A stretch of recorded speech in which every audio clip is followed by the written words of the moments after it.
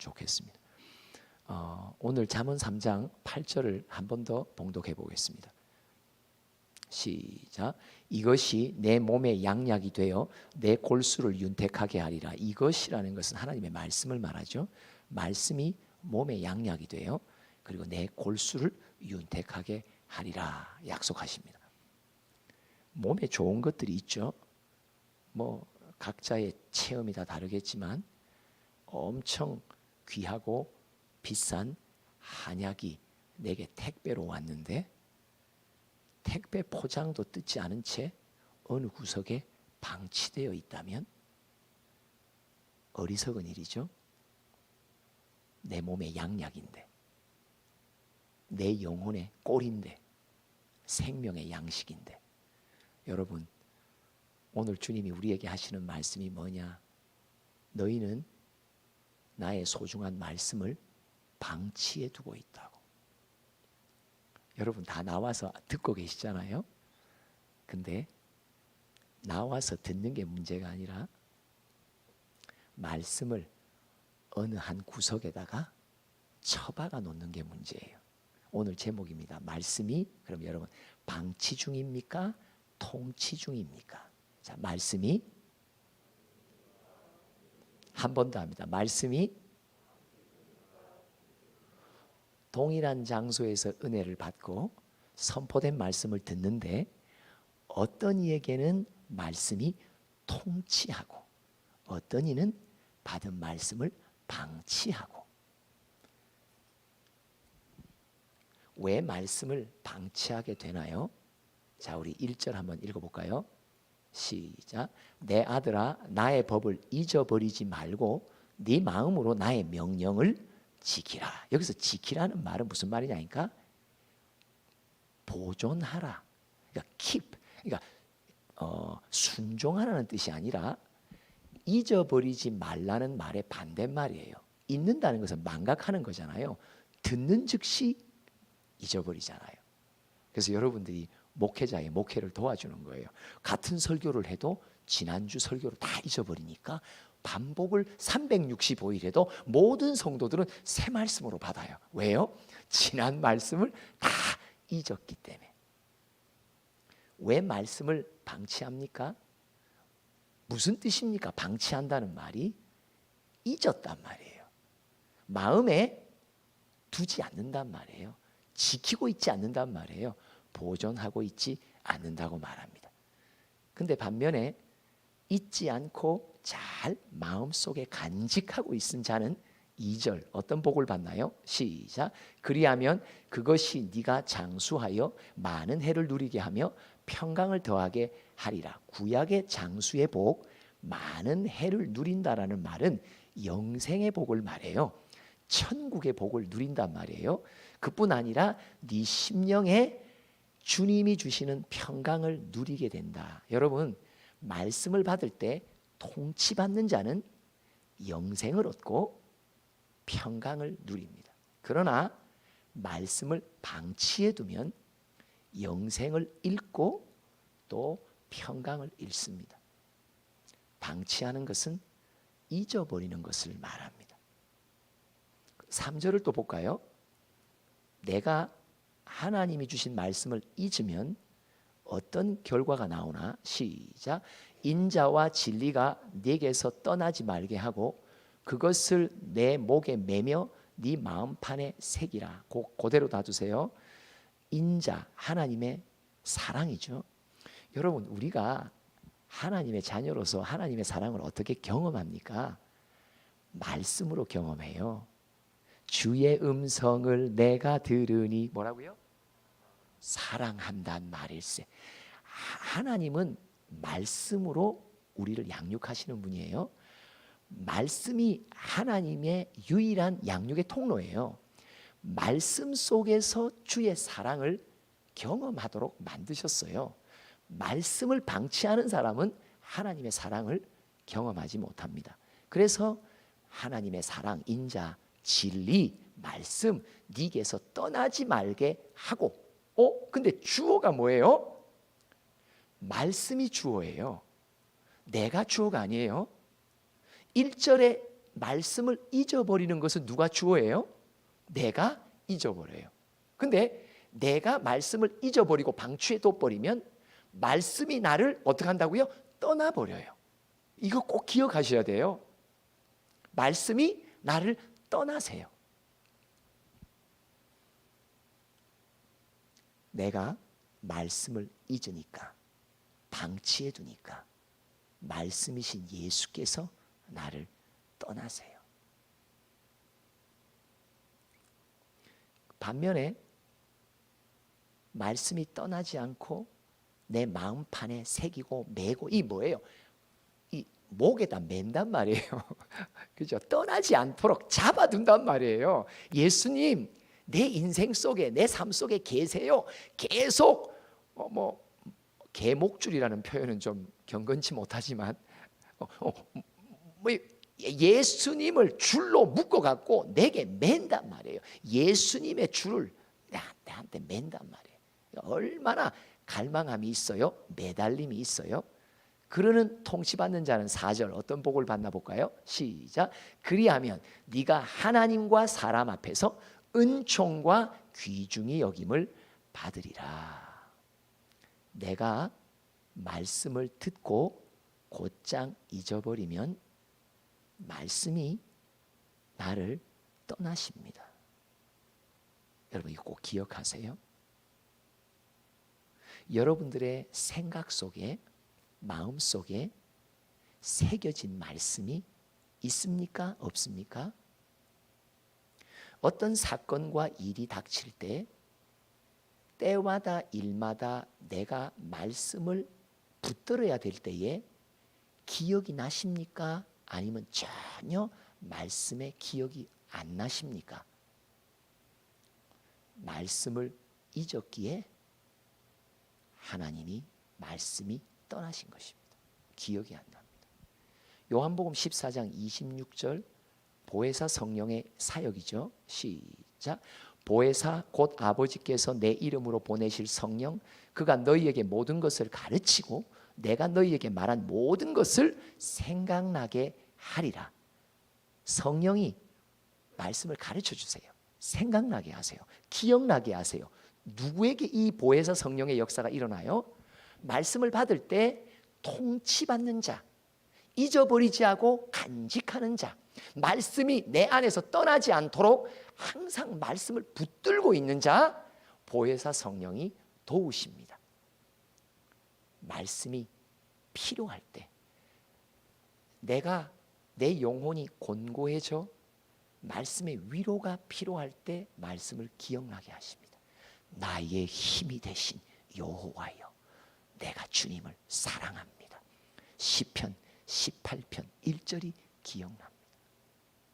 실망하고 좌절할 때, 인생의 선택의 기로 앞에서 내가 무엇인가 주의 뜻을 분별하지 못해 마음에 근심이 쌓일 때, 그때마다 내 상황을 아시고 내가 이전에 간절히 사모함으로, 간직함으로, 매달림으로 받아둔 말씀이 내 심령 속에서 성령이 때마다 딱 적합한 말씀을 딱 끄집어내서 나로 하여금 기억나게 하시고 생각나게 하시고,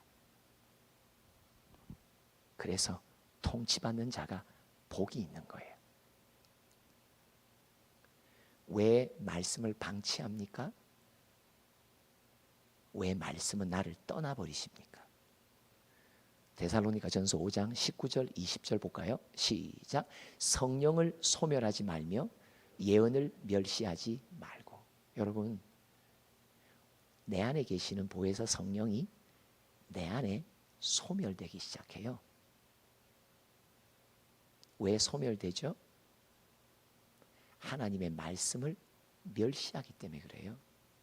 여러분, 성령이 소멸되는 사람은요, 특징이요, 예언이 들리지 않아요. 말씀이 안 들려요. 그래서 오늘 그 구절이 그거예요. 19절 20절이 네가 나의 영 성령을 좀 비춰주세요. 네가 네 안에 소멸되는데 이유가 뭐냐? 너는 내가 하는 말을 항상 멸시한다고. 성령이 안 계시면 말씀이 깨달아지지 않습니다.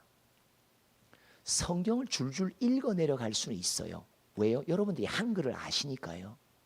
그러나 읽어 내려가도 성령이 돕지 않으시면 전혀 깨달음이 없습니다. 성경은 하나님의 감동으로 된 것입니다. 그 감동의 영이 나를 감화 감동시켜 교훈해 주시고 책망해 주시고 바르게 교정해 주시고 의로 교육하십니다. 그래서 우리를 날로 그리스도의 장성한 분량으로 자라나게 하십니다. 베드로전서 2장에 말합니다. 너희는 신령한 젖을 사모하라고. 그분의 인자하심을 맛보았으면 더하라고. 왜요? 신령한 젖 하나님의 음성과 말씀 속에 하나님의 나를 향한 사랑이 체험되기 때문에 네가 말씀을 받을 때마다 그 속에 너를 향한 하나님의 크신 사랑을 네가 깨닫잖아. 그의 인자하심을 맛보는 대로 더 그리하라. 다른 말로 말하면 신령한 젖을 더 사모하라. 신령한 젖을 사모하면 너는 신령한 집 하나님이 거하시는 거처로 만들어질 거야. 성령이 점점 내 안에서 소멸되면 나와 하나님과의 교통을 도우시는 성령의 역사가 멈춥니다. 더 이상 깨달아지지 않습니다. 여호와의 음성을 듣는다는 이 말이 내게는 생소하게만 들립니다. 음성이 들립니까? 깨달아집니까? 책망의 소리가 들립니까? 오, 신기하네. 나는 그런 체험이 없는데 문제가 있는 것입니다. 성령이 소멸되고 있습니다. 예언의 말씀이 안 들립니다. 내가 말씀을 저버리면 말씀은 나를 저버리십니다. 꼭 기억하십시오. 말씀을 내가 은과 금만큼 소중히 여겨 말씀을 내 마음에 간직하면 말씀이신 예수께서 나를 귀중히 관리해 주십니다. 나를 통치해 주십니다. 인생의 걸음걸음을 함께 걸어주십니다. 예수님은 나와 어떻게 걸으십니까? 어떻게 그분은 나와 동행하십니까? 말씀으로 동행하십니다.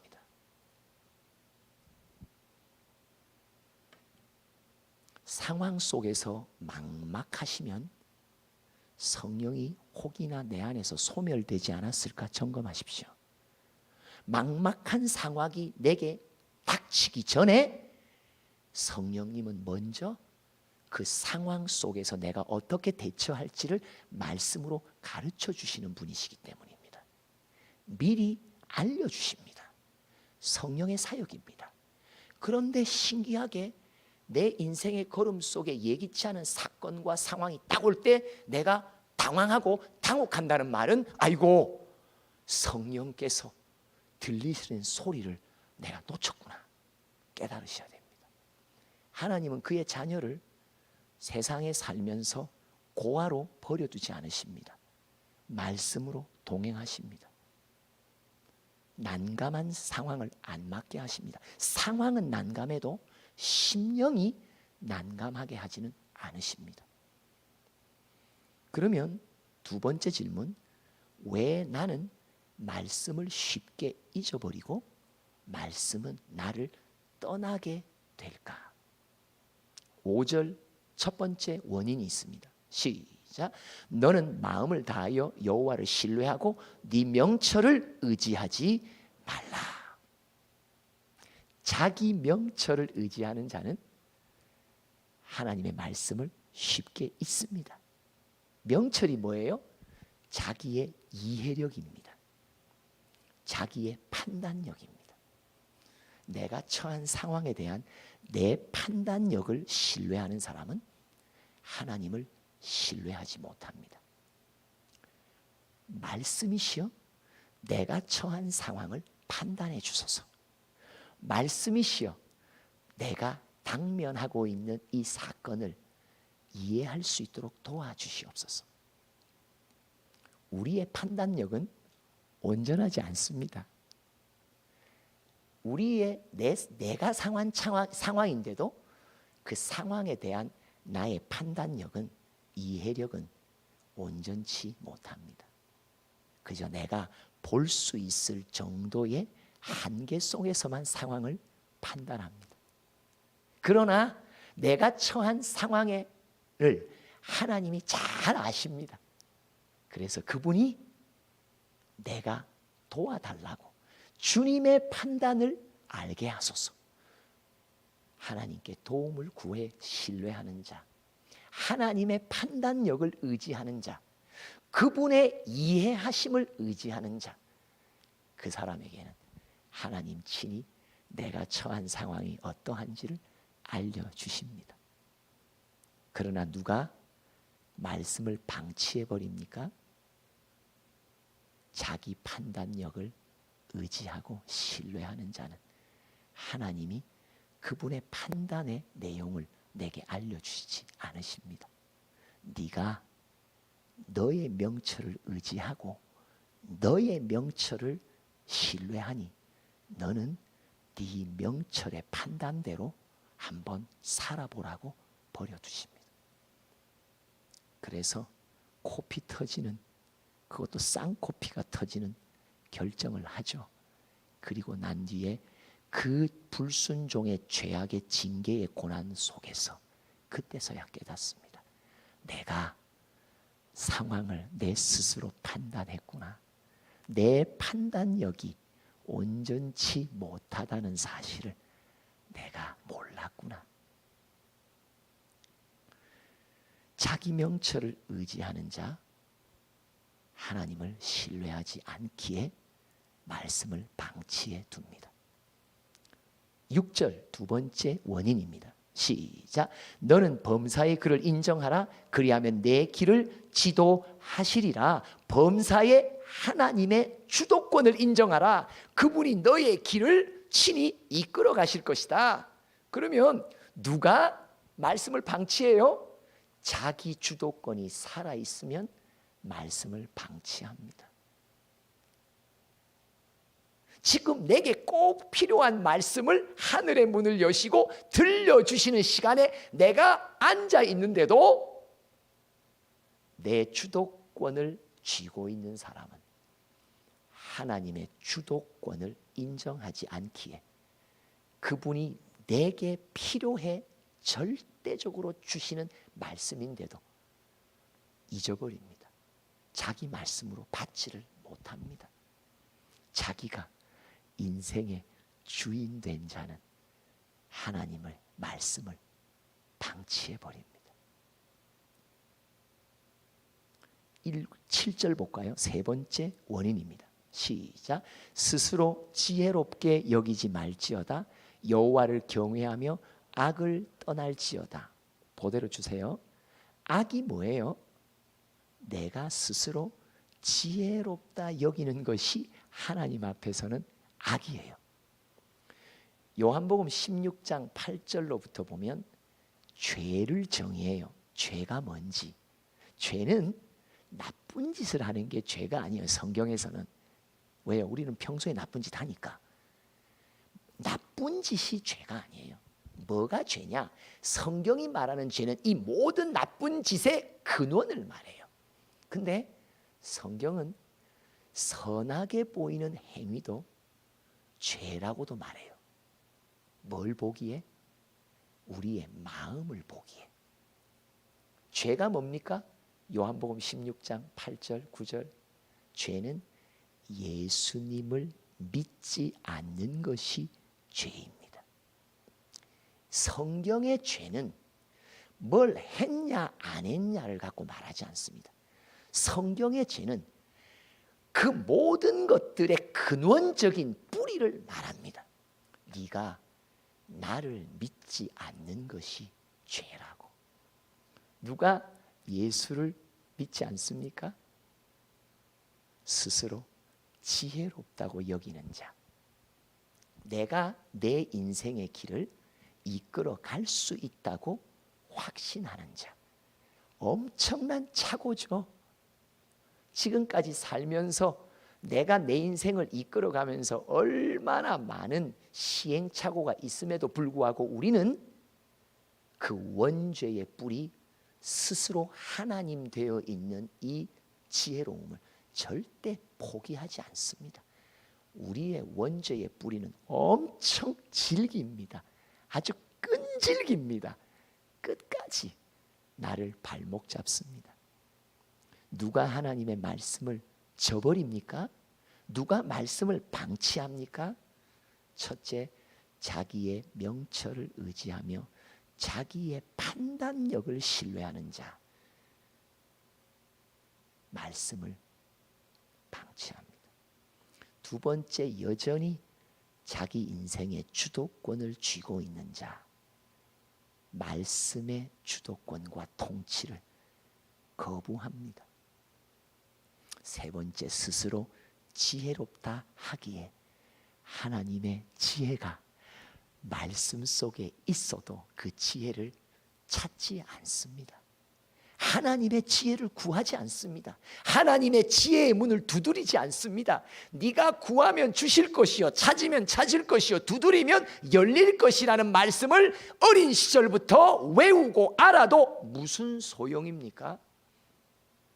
내가 내 스스로가 지혜롭다고 생각하는데, 내가 무엇을 선택해야 되는지 내가 안다라고 말하는데, 하나님이 그 교만한 심령을 놓고, 그래, 네가 어떻게 살아야 되는지 네 스스로 안다면 그래, 그냥 내가 한번 놔둘 테니까 네가 네 지혜로 살아보라고. 그래서 고난이 우리에게 유익이 된 것입니다. 시편 119편 67절 71절, 고난 당하기 전에는 내가 내 임의로 행했다고, 내가 내 주도권을 갖고 행하고, 내가 내 지혜로 행하고, 내가 내 명철의 판단력으로 행하고, 그러나 고난을 당해보니 아이고, 이제는 더 이상 내 지혜가 이게 함정이구나, 내 판단력은 온전치 못하구나, 나의 주도권이라는 것은 내 인생을 책임져 주지 못하는구나. 그때서야 내가 인정하고 주님 앞에 나오게 되죠. 여러분 각 사람에게 말씀이 방치 중입니까? 아니면 통치 중입니까? 오늘도 이 말씀의 거울 앞에 나 자신을 잘 점검하십시오. 오늘도 성령님은 이 예배 속에서 우리 각 사람을 주님 앞에 세우십니다. 말씀 앞에 세우십니다. 말씀의 거울 앞에 세우십니다. 나는 과연 말씀을 방치하고 있는 자인지, 아니면 통치받고 있는 자인지.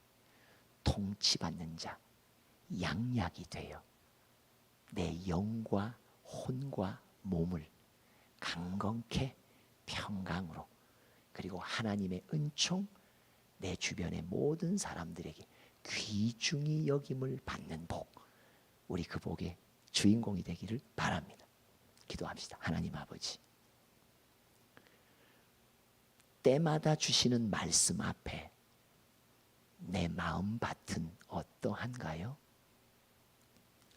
말씀을 방치하는 심령인지, 말씀의 통치를 받고자 하는 가난한 심령인지, 오늘도 주님이 우리의 마음을 살피시고 점검해 주시고, 뉘우칠 자는 뉘우치며 통치받는 자의 복을 우리 모두가 누릴 수 있도록 축복하여 주시옵소서.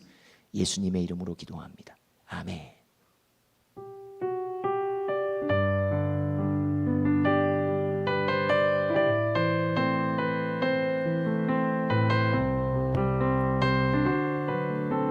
주님, 제 마음이 너무 둔해서, 주님, 제 마음이 너무 둔해서 주님을 볼 수 없습니다.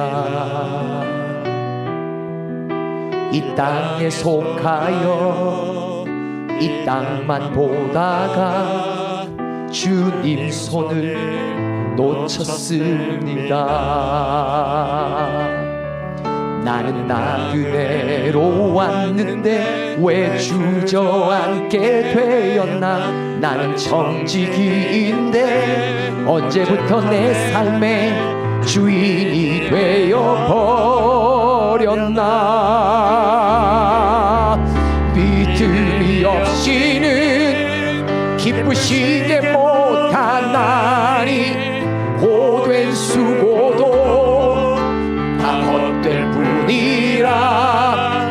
믿음이 없어서 무너진 삶의 모든 자리에 다시 주님을 기다립니다. 믿음이 없이는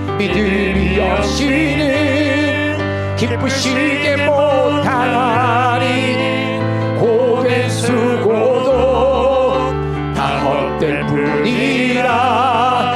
믿음이 없어서 무너진 삶의 모든 자리에 다시 주님을 기다립니다. 1절부터 다시 고백합니다. 주님, 제 마음이 너무 둔해서 주님을 볼 수 없습니다. 이 땅에 속하여 이 땅만 보다가 주님 손을 놓쳤습니다. 나는 나그네로 왔는데 왜 주저앉게 되었나. 나는 청지기인데 언제부터 내 삶의 주인이 되어버렸나. 믿음이 없이는 기쁘시게 못하나니 고된 수고도 다 헛될 뿐이라. 믿음이 없어서 무너진 삶의 모든 자리에 다시 주님을 기다린. 믿음이 없이는 기쁘시게 못하니 고된 수고도 다 헛될 뿐이라. 믿음이 없어서 무너진 삶의 모든 자리에 다시 주님을 기다립니다. 우리 주여 삼창하며 기도합니다. 주여, 주여.